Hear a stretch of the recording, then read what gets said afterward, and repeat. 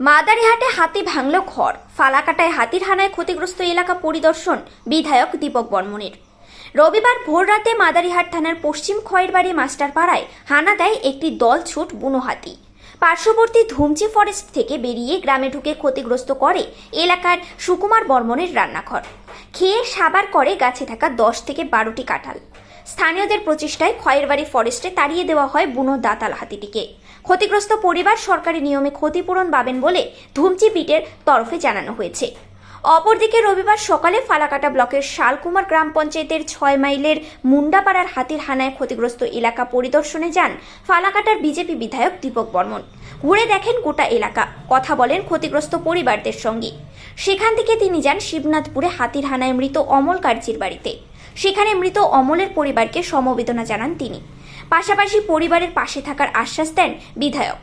এদিন এলাকা পরিদর্শনে বিধায়ক দীপক বর্মনের সঙ্গে ছিলেন বিজেপির ফালাকাটা বিধানসভার সংযোজক জয় সূত্রধর, ফালাকাটা 2 নম্বর মণ্ডল সভাপতি রঞ্জন বর্মন সহ প্রমুখ।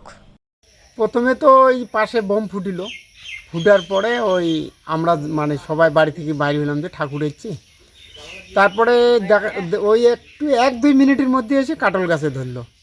তারপরে আমরা এই দুই বাড়ির মানুষ হাল্লা চিল্লা করতে করতে রান্নাঘরটা ভাঙি দিয়ে সিধা পুকপাকে চলে গেল।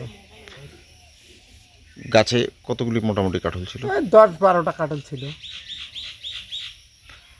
আপনার নাম? আমার নাম পূর্ণ বর্মন। যার বাড়িটা ভেঙেছে ঘরটা, তার নাম কি?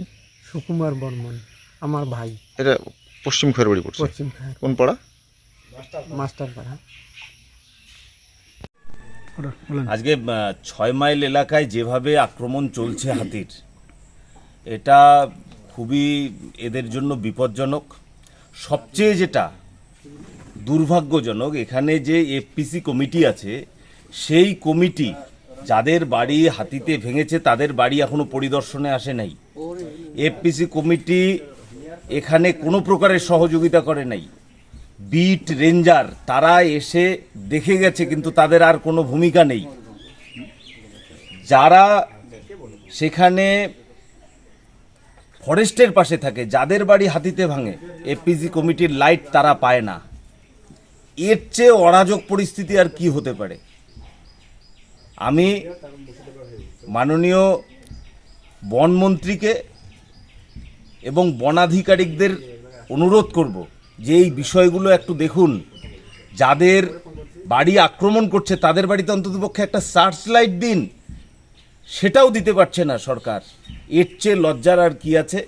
আজকে এখানে এসেছি, সেই বাড়িগুলো আমি দেখলাম এবং তাদের থাকবার পরিস্থিতি নেই। এই পরিস্থিতিতে আমাদের যেটুকু সাহায্য করবার ক্ষমতা আছে আমরা তাদের পাশে দাঁড়ানোর চেষ্টা করছি, তাদের সঙ্গে আমরা ছিলাম, আছি। ধন্যবাদ।